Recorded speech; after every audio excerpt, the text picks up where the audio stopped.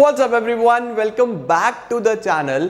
1 to 7 मेरे vacations थे, मैं थोड़ा लीव पे था क्योंकि बर्डन काफ़ी रहता है तो मैंने लीव लिया हुआ है 1 to 7 का। बट कल इवनिंग में यानी कि ये 5 जुलाई पे मेरा इंस्टाग्राम पूरा मैसेजेस से फुल हो गया, स्नैपचैट पूरा मैसेजेस से फुल हो गया। मैंने कहा यार ऐसी क्या बात हो गई, इतने सारे मैसेजेस। फिर मैंने देखा कि सीबीएसई का नया सर्कुलर आ गया है। अब फिर माइंड में तो यही रहता है कि बच्चों को जल्दी से जल्दी सारी चीज़ें बताई जाए, बट ये इतना इंपॉर्टेंट था कि रश नहीं किया जा सकता था। तो मैंने आराम से बच्चों को एक इंस्टाग्राम पोस्ट पे सारी चीज़ें बता दी, सर्कुलर को आराम से एनालाइज करा और अब आपको बताता हूँ कि सीबीएसई एक्चुअली कर क्या रहा है। ऑल्दो तुम्हें पता लग गया होगा बट स्टिल, और क्या ये हमारे लिए बेनिफिशियल है या फर्दर क्या हमारा प्लान होना चाहिए। तो बहुत इंपॉर्टेंट वीडियो है, अपने सभी फ्रेंड्स तक शेयर कर देना 10th और 12th, और देखते हैं कि सीबीएसई हमारे लिए अब क्या नया लेके आया है, कैसे जज्बात बदल गए हैं, समय बदल गया है। आइए शुरू करते हैं।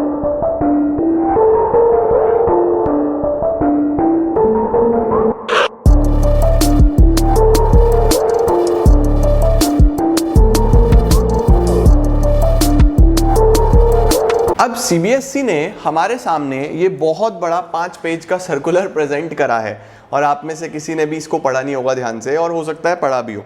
बट जो इसके अंदर मेन चीज़ें हैं वो हम लोग यहाँ पे डिस्कस कर लेते हैं कि सीबीएसई अब करना क्या चाह रहा है। तो यार सबको पता है कि last 2 years Covid affected already जा चुके हैं। लास्ट 2 इयर्स कैसे कि भाई प्रीवियस ईयर मतलब जो आपसे पहला वाला 12th का सेशन है उसके तो बोर्ड एग्जाम्स ही नहीं हुए, और जो उससे पिछला एग्जाम्स था उसमें भी 2-3 एग्जाम्स नहीं हुए थे, तो वो भी कोविड अफेक्टेड गया। पिछले तो बिल्कुल ही कोविड अफेक्टेड गया, और ये भी कोविड अफेक्टेड जा रहा है क्योंकि हम जुलाई में एंटर कर चुके हैं, अभी तक स्कूल्स नहीं ओपन हुए हैं और ना ही होने के चांसेस लग रहे हैं। तो अब CBSE has to come up with certain solution. तो सीबीएसई क्या लेके आया है, देखो यार, सीबीएसई ने एक स्पेशल स्कीम लॉन्च करी है और इसमें लिखा कि academic session to be divided into 2 terms, यानी कि आपका जो एकेडमिक सेशन है वो अब 2 टर्म्स में बांट दिया गया है। यानी आपको साल में एक बार नहीं 2 बार बोर्ड्स देने होंगे, जिसमें एक बार 50% सिलेबस आएगा और दूसरी बार रिमेनिंग 50% सिलेबस आएगा। ये चीज मेरे माइंड में जब क्लिक करी तो मुझे लगा यार somewhere this is good for students, ये एक अच्छी चीज है। क्यों अच्छी चीज है यार, आपको नवंबर दिसंबर में पहला 50% के लिए प्रिपेयर करके जाना है, मतलब आपके ऊपर कोई पूरे सिलेबस का बर्डन नहीं होने वाला। 50% syllabus, that to rationalised. Rationalised का मतलब है कि सीबीएसई इस साल भी सिलेबस रिडक्शन की तरफ सोच रहा है और वो कम करके ही आपको सिलेबस प्रेजेंट करेगा, जो हमारे पास जुलाई में ही आ जाएगा। तो जुलाई में जो हमारे पास सिलेबस आने वाला है, हमें उसके अकॉर्डिंगली हमारे 50% के लिए प्रिपेयर करना है नवंबर दिसंबर एग्जाम्स के लिए। उसके बाद जैन फेब मार्च पूरा टाइम मिलने के बाद मार्च अप्रैल में आपके होंगे रिमेनिंग 50%, उसमें 100% नहीं, जो बचा हुआ 50% सिलेबस होगा। तो आपका जो बर्डन है वो कंपैरेटिवली ईज ऑफ कर दिया गया है, यानी हाफ हो गया है। अभी 50% पढ़ो, फिर रिमेनिंग हाफ 50% पढ़ो। बट कुछ लोग ऐसा लेके चलते हैं कि हम 100% सिलेबस पूरा कर ले सितंबर अक्टूबर तक। That may be the case, but फिर भी क्योंकि एग्जाम नवंबर दिसंबर में, तो अकॉर्डिंगली आपको अपनी स्टडी स्ट्रैटेजी अब बदलना पड़ेगा। ड्रॉबैक मुझे क्या फील हुआ कि यार this is completely MCQ, this is completely objective. जो टर्म 1 है वो एक कंप्लीटली ऑब्जेक्टिव क्राइटेरिया पे रख दिया गया है, इसके अंदर ओएमआर मार्कशीट पे ही आपको आंसर्स फिल करके भेजने हैं। तो यहां पे एग्जाम डिफिकल्टी लेवल थोड़ा सा तो रेज अप होगा, 100% रेज अप हो जाएगा यहां से लेवल ऑफ एग्जाम्स। चलो आगे देखते हैं सीबीएसई क्या कह रहा है। Syllabus will be divided into 2 terms, 2 terms में बांटा जाएगा by following a systematic approach looking into the interconnectivity of concepts topics by the subject experts. यानी जो भी हमारे सब्जेक्ट एक्सपर्ट्स, जो भी हमारे टीचर्स सिलेबस वगैरह बताएंगे वो आपको बताया जाएगा। The syllabus for the board examination will be rationalised, syllabus rationalise करा जाएगा similar to that of last academic session. देखा, मिला हिंट। जो हमारा सिलेबस है it will be rationalised similar to that of last academic session, और वो CBSE notify करेगा जुलाई 2021 में, यानी इसी मंथ हमें सिलेबस रिडक्शन के बारे में भी इंफॉर्मेशन मिल जाएगी कि एग्जाम में कितना सिलेबस आने वाला है। तब तक क्या पढ़ना है, जो सीबीएसई ने 31 मार्च का सर्कुलर दिया हुआ है, यानी वही पूरा सिलेबस, बट सिलेबस रिड्यूस होगा। इसके बाद efforts will be made to make internal assessment projects more credible। ये तो ऑब्वियस सी बात है, प्रोजेक्ट्स वगैरह बनाने हैं, इसके अंदर ऐसा कुछ खास सीबीएसई नहीं बोल रहा। फर्दर यहाँ पे जो एक काम की बात है हमारे पास वो ये है कि इंटरनल असेसमेंट की भी इंपॉर्टेंस बढ़ गई है, इंटरनल असेसमेंट की भी इंपॉर्टेंस बढ़ गई है। देखो क्या दिया हुआ है, इंटरनल असेसमेंट वुड इंक्लूड सभी topics, unit test, explanatory activities, practicals, projects, इनको भी आपको ध्यान में रख के चलना है और स्टूडेंट का एक प्रोफाइल बनाएगा हर स्कूल। यानी कि हर स्कूल से, जैसे तुम्हारा फेसबुक प्रोफाइल है, इंस्टाग्राम प्रोफाइल है ना, अब स्कूल से भी प्रोफाइल बनेगा और उस पे time to time retain the evidences in digital format. जो भी आपके पीरियोडिक टेस्ट हो रहे हैं, छोटे मोटे टेस्ट हो रहे हैं, उनके सबके एविडेंस रिटेन करे जाएंगे, यानी आपकी एक प्रॉपर प्रोफाइल बनाई जाएगी। CBSE will facilitate schools to upload marks वगैरह करने हैं, चलो ये भी कोई दिक्कत नहीं है, आगे चलते हैं। सबसे इंपॉर्टेंट चीज देखो क्या लिखा हुआ है, ये हमारा सबसे इंपॉर्टेंट 4th पॉइंट है जो आपको ध्यान से समझना है। यहां पे क्या दिया सीबीएसई ने, at the end of the first term the board will organise term 1 examination in a flexible schedule to be conducted between November December. आपका जो पहले टर्म के एग्जाम्स होंगे वो नवंबर दिसंबर में हो रहे होंगे with a window period of 4 to 8 months for 4 to 8 weeks for schools situated in different parts of the country and abroad। मतलब कि अलग अलग डेट्स पे स्कूल्स के हिसाब से। मेन बात, डेट्स सीबीएसई बताएगा। The question paper will have multiple choice questions. Question paper पे हमारे जो क्वेश्चंस होंगे वो मल्टीपल चॉइस होंगे, including case based MCQs and MCQs on assertion reasoning type. यानी आपको जो अपनी पढ़ाई पे ध्यान देना है वो अब ऑब्जेक्टिव्स पे ध्यान देना है बहुत ज्यादा, खास तौर पे इस 50% के लिए जो पहला टर्म का सिलेबस है वो पूरा जोर मारो, अपनी पैटर्न को चेंज करो, ऑब्जेक्टिव्स पे ध्यान देना पड़ेगा बहुत ज्यादा। मैं स्टार्टिंग से बोलता आया हूं कि ऑब्जेक्टिव्स दिस इज इंपॉर्टेंट, अब तो यहां भी सब कुछ चेंज हो गया। Duration of the test will be 90 minutes, जो आपका एग्जाम होगा वो 90 मिनट्स का होगा और इसके अंदर सिर्फ रैशनलाइज सिलेबस आएगा, यानी रिड्यूस सिलेबस आएगा ऑफ टर्म 1। और कितना सिलेबस, लगभग 50%। क्वेश्चन पेपर सीबीएसई सेंड करेगा मार्किंग स्कीम के साथ। मार्किंग स्कीम का तो एज सच कोई चक्कर नहीं होने वाला, क्योंकि वही सारा का सारा ओएमआर मार्कशीट्स पे होना है, या पूरे नंबर मिलेंगे या कट जाएगा। The exam will be conducted, exam कैसे कंडक्ट होगा जी, the exam will be conducted under the supervision of external center superintendents and observers। यानी कि जैसे आपके यहाँ पे प्रैक्टिकल के लिए टीचर्स आते थे, वैसे ही अब एक्सटर्नल्स आएंगे आपके ये टर्म कंडक्ट करवाने के लिए। रिस्पॉन्सेज यानी आपके आंसर्स कैप्चर्ड होंगे ओएमआर शीट्स पे। ओएमआर समझते हो, सर्कल करने होते हैं जिसके अंदर आपको सर्कल फिलअप करने होते हैं। ऑब्जेक्टिव्स हैं, 4 में से एक ऑप्शन लगाना है और उसके बाद सीबीएसई पोर्टल पे ये अपलोड कर दिया जाएगा, ठीक है। The marks of the term 1 examination will contribute to the final score of the students. यानी टर्म 1 के एग्जाम्स 50% और सेकंड टर्म के जो रिजल्ट्स हैं वो 50%। अब आ जाते हैं टर्म 2 पे। टर्म 2 पे क्या है जी, at the end of the second term, अगर हम सेकेंड टर्म की बात करें, the board will organise term 2 और ईयर एंड एग्जामिनेशंस, यानी तुम्हारे फाइनल एग्जामिनेशंस, जिसमें कि 50% बचा हुआ आएगा, 50% ऑफ द एंटायर सिलेबस जो बचा हुआ है।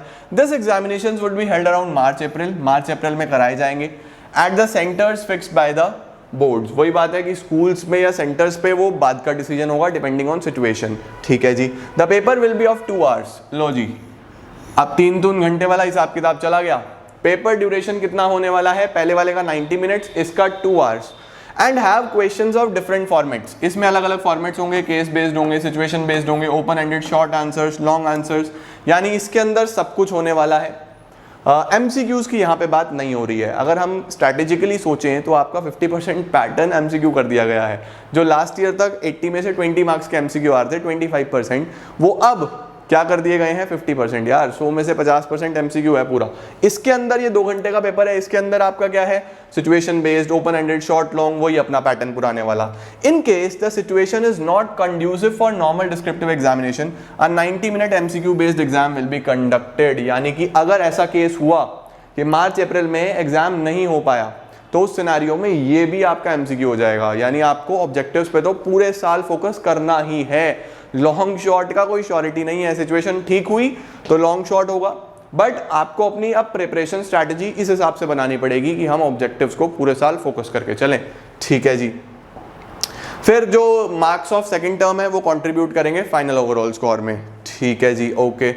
अब देखो जरा, यहां पे सीबीएसई ने स्पेसिफाई करी कि अगर सिचुएशन कोविड के अनुसार चेंज होती हैं, जैसे लास्ट ईयर हुई थी, इन case the situation of pandemic improves, अगर सिचुएशन अच्छी हो जाती है, केसेस वगैरह खत्म हो जाते हैं, कम हो जाते हैं, and students are able to come to school और centres for taking the exams, board would conduct term 1 and term 2 at schools या फिर सेंटर्स। मतलब कि अगर सिचुएशन ठीक रहती है तो जो आपका टर्म 1 है वो या तो आपके स्कूल में ही होगा डिपेंडिंग ऑन सिचुएशन, या फिर सेंटर्स पे होगा जो सीबीएसई अलॉट करेगा। आगे चलते हैं। इन case the situation of pandemic, अच्छा एक चीज और, जो मार्क्स हैं वो बराबर बराबर बटेंगे, यानी टर्म 1 50% और टर्म 2 रिमेनिंग 50%, यानी नॉर्मल सर्कमस्टांस में 50-50% के दोनों टर्म हैं। But in case the situation of pandemic forces complete closure of schools during November December, अगर नवंबर दिसंबर में स्कूल्स बिल्कुल बंद रहते हैं, यानी सिचुएशन वर्स होती है, दिसंबर में स्कूल्स बंद रहते हैं, but term 2 exams are held, term 2 exams हुए, तो जो टर्म 1 के एमसीक्यूज हैं would be done by students from home. Paper तो होंगे, लेकिन अगर कुछ भी प्रॉब्लम आती है तो ऑनलाइन या ऑफलाइन जैसे भी होंगे आपके घर से होंगे, ठीक है, आपके होम बेस्ड एग्जामिनेशंस होंगे, लेकिन इनका वेटेज कम कर दिया जाएगा टर्म 1 का। यानी जो ये 50-50% का वेटेज था ना, अब अगर एग्जाम घर से हुए, सिचुएशन नॉर्मल ना हुई, तो फिर पेपर तो होने ही है, लेकिन वेटेज कम कर दिया जाएगा उनका। In this case the weightage of this exam for the final score would be reduced. कितना कम करेगा वो सीबीएसई बताएगा। हो सकता है 20% इसको कर दे, 80% उसको कर दे, या 30 इसको कर दे, 70 उसको कर दे, ऐसा जो भी वेटेज होगा। इसके बाद अगर ये फर्स्ट टर्म ना हो पाया तो सिचुएशन बताया। In case the situation of pandemic forces complete closure of schools during March April, लो जी, ये कह रहा है कि अगर मार्च अप्रैल पे दिक्कत आ गई, यानी नवंबर दिसंबर तो हो गए लेकिन मार्च अप्रैल में नहीं हो पाया, तो द टर्म 1 एग्जाम्स जो स्कूल्स पे हुए हैं, results would be based on performance of term 1 MCQ based examinations और इंटरनल असेसमेंट्स, यानी फिर जो रिजल्ट बनेगा वो टर्म 1 पे और आपके इंटरनल्स को मिला के बनेगा। तो यहाँ पे ध्यान से समझो, टर्म 1 की बहुत इंपॉर्टेंस है, इंटरनल असेसमेंट की बहुत इंपॉर्टेंस है, इन्हें ध्यान से लेना है seriously. The weightage of the marks of term 1 conducted by board will be increased, term 1 का वेटेज बढ़ा दिया जाएगा। इन case the situation of pandemic forces complete closure of schools and board conducted term 1 are taken by the candidates from home, यानी कि complete closure ही रहता है, पूरे साल स्कूल खुलते ही नहीं है। इस साल भी ना टर्म 1 हुआ स्कूल में, ना टर्म 2 हुआ, दोनों ही घर से हुए, होम बेस्ड हुए। उस सिनेरियो में क्या होगा, results would be computed on the basis of internal assessment, practical, project and theory marks of term 1 term 2 exams taken by candidate from home subject to moderation और अदर मेजर्स, यानी कि फिर आपके असेसमेंट्स, प्रैक्टिकल, प्रोजेक्ट और term 1 term 2 उसका moderation मिला के एक नया पॉलिसी निकाल के आपको तो रिजल्ट्स प्रोवाइड करे जाएंगे। यानी इस बार चीज़ें ऐसी हैं कि पेपर होने हैं, स्कूल से होंगे, सेंटर से होंगे, वो सिचुएशन पे डिपेंड करेगा, अदरवाइज घर से होंगे। अगर होंगे घर से तो उनका जो वेटेज है वो कम कर दिया जाएगा, अगर होंगे सेंटर से तो जो भी सिचुएशन बनेगा, टर्म 1 एमसीक्यू ही जाने वाला है 90 मिनट्स, और टर्म 2 जो जाने वाला है वो अभी तक ये कहा गया है कि full fledged paper for 2 hours, यानी 3 घंटे का तो सिस्टम ही खत्म है। उसके बाद in all the above cases data analysis of marks and students will be undertaken to ensure the integrity of internal assessment and home based exams। बाकी तो कुछ खास नहीं है, बहुत कुछ ऑलरेडी हो गया। इस सर्कुलर में जो मेन चीजें समझने वाली हैं वो ये है भाई साहब कि हमारा जो पैटर्न है वो कंप्लीटली चेंज हो चुका है। तुम लोगों को अब अपना स्टडी सिस्टम भी बिल्कुल बदलना पड़ेगा, अपनी स्टडी अप्रोच भी बदलनी पड़ेगी। वो कब से चेंज होगी, जैसे ही सीबीएसई सिलेबस देगा। सिलेबस आते ही फिर आपको अकॉर्डिंगली प्रिपेयर करना पड़ेगा कि अब कैसे पढ़ना है, क्योंकि सिलेबस तो यही है देखो यार, लेकिन उसको पढ़ने का तरीका अलग हो जाएगा, मुझे अलग तरीके से आप लोगों को पढ़ाना है, और वो एक अच्छी भी चीज़ है कि हाँ ठीक है यार, अब इसके ऊपर एक कॉमन डिस्कशन करते हैं कि क्या हमारे पे क्या इम्पैक्ट आया है इन सब चीज़ों का। ठीक है, तो अब होता क्या है जी, देखो हमारे पास टर्म 1 एमसीक्यू हो गया 90 मिनट्स 50% सिलेबस, टर्म 2 नॉर्मल, और ये कितना है जी 2 आवर्स, ये हमारा 2 आवर्स यानी कि 120 मिनट्स, जिसके अंदर हमारे सारे एग्जामिनेशन होने वाले हैं। ठीक है, सबसे पहली चीज़ है कि यहाँ पे 50% सिलेबस आ रहा है और यहाँ पे बचा हुआ 50% सिलेबस आ रहा है, इसका मतलब सिलेबस तो ब्रेकआउट हो गया, ये एक पॉजिटिव है। अब मेरे पास दिव्यांश का रात को मैसेज आया, Divyansh is one of our favourite students, Divyansh एक बहुत अच्छा हमारा स्टूडेंट है, कह रहा सर मुझे समझ में नहीं आ रहा कि मैं खुश हूँ या मैं रोऊँ। मैंने व्हाट्सएप देखा, मैंने कहा यार कोई बात नहीं, क्या हो गया, कह रहा ये इतनी मिक्स फीलिंग है कि मैं अब खुश हूँ या रोऊं मुझे समझ में नहीं आ रहा। मैंने कहा चल कोई बात नहीं, कल तुझे वीडियो में बताता हूँ कि खुश होना है या रोना है। अब देखो, सबसे पहली चीज़, सबसे पहला सवाल जो हमारे माइंड में आता है, इज दिस हेल्पफुल? क्योंकि यहाँ पे मिक्स्ड ओपिनियंस होने वाले हैं। कुछ लोग कहेंगे कि यार बहुत बढ़िया है, कुछ लोग कहेंगे कि गड़बड़ है।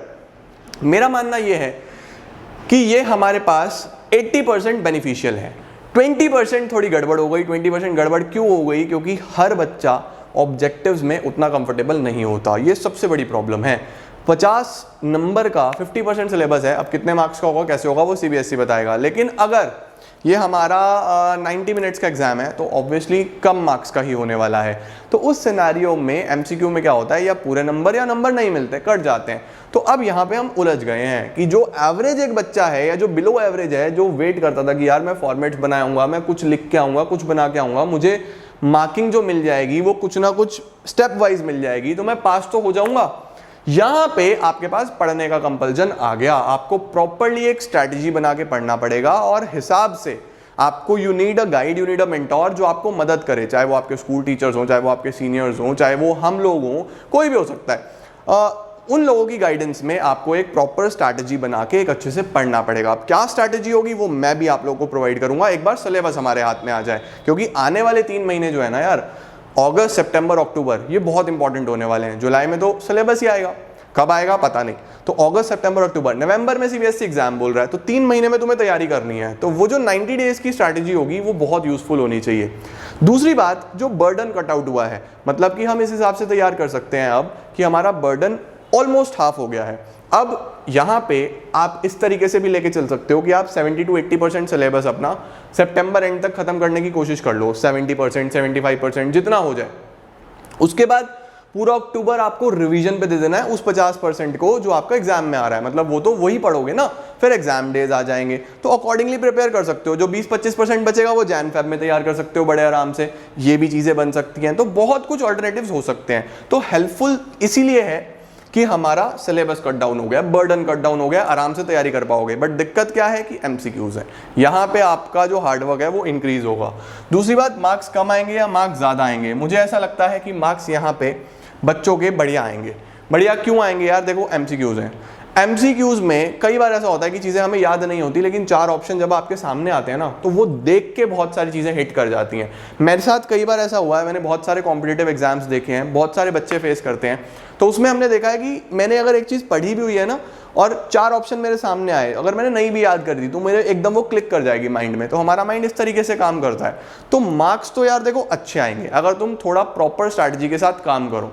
तो मौका है बहुत अच्छा स्कोर करने का। 50% सिलेबस तैयार करना है सिर्फ नवंबर दिसंबर में। तो वैसे भी प्री बोर्ड्स होते थे जिसमें आपको पूरा 100% सिलेबस देना होता था, बट अब तो सिर्फ ये 50% ही आएगा ना। तो अकॉर्डिंगली आप प्रिपेयर करके चलो, मार्क्स अच्छे आने के चांसेस हैं। क्या ये हमें फर्दर असिस्ट करेगा? बिल्कुल असिस्ट करेगा। सबसे बड़ा एडवांटेज मुझे यहाँ पे लगता है कि कॉम्पिटिटिव जितने भी हैं वो ऑब्जेक्टिव्स होते हैं। तो यहाँ से आपको बहुत बेनिफिट मिलेगा उस चीज़ का कि कॉम्पिटिटिव भी तो भाई ऑब्जेक्टिव ही थे, MCQs ही थे, वहाँ पे दिक्कत आती थी बच्चों को। तो वो पहले से ही प्रिपेयर्ड होंगे कि हाँ यार हमने 12th में भी तो ऐसे ही प्रिपेयर करा था। तो उनको वहाँ पे बहुत बेनिफिट होने वाला है इस चीज़ से। फर्दर बर्डन कम, ज़्यादा प्रैक्टिस। वही बात, एक पॉजिटिव और एक नेगेटिव। आपका बर्डन यहाँ पे कम हो गया है लेकिन आपकी प्रैक्टिस बहुत बढ़ जाएगी कि आपको ऑब्जेक्टिव्स पे आपको प्रॉपर एक स्ट्रैटेजी चाहिए, आपको प्रॉपर एक गाइडेंस चाहिए जिसमें आप बहुत अच्छे से प्रिपेयर कर पाओ। तो ये सारी चीज़ें थी यार, ये सब मुझे आपको डिस्कस करना था। तो मुझे लगता है कि दिव्यांश को सेटिस्फाइड होना चाहिए, ना तो बहुत खुश और ना बहुत परेशान होना चाहिए। I think Divyansh should be satisfied कि हाँ ठीक है यार, अगर मैं प्रॉपरली पढ़ाई करूँगा तो बहुत अच्छे मार्क्स ला सकता हूँ, क्योंकि टाइम सफिशिएंट मिलने वाला है, सिलेबस अभी रैशनलाइज होगा, कम होगा, ऑब्जेक्टिव क्राइटेरिया है। प्रॉपरली अगर मैनेज करोगे, स्मार्ट वर्क अगर करोगे तो बहुत अच्छा स्कोर कर सकते हो, क्योंकि वो बहुत बड़े बड़े क्वेश्चंस प्रैक्टिस करने की जरूरत नहीं है, छोटे क्वेश्चंस आने हैं। आपके टीचर्स आपको बहुत हेल्प कर सकते हैं बहुत अच्छा स्कोर करने के लिए। तो दिस इज़ द टाइम जब आपको पढ़ाई करनी है और बहुत अच्छा स्कोर करना है। आई थिंक आप लोगों को सारी चीज़ें समझ में आ गई होंगी, पूरा का पूरा सिस्टम समझ में आ गया होगा। स्टिल इफ़ यू फील कि कुछ डाउट है या कुछ चीज़ें अभी नहीं क्लैरिफाई हो रही तो let me know in comment section. आने वाले वीडियोज़ में उसको जल्दी से दूर करते हैं, बिकॉज सिलेबस तो एज पर सिचुएशन अब मॉडिफाई करना पड़ेगा, अकॉर्डिंगली ही आपको पढ़ाना पड़ेगा। तो बहुत सारी नई वीडियोस लाएंगे। टिल देन टेक केयर, अपना ध्यान रखिए, अपनी फैमिलीज़ का ध्यान रखिए और मिलते हैं बहुत जल्द। Thank you so much.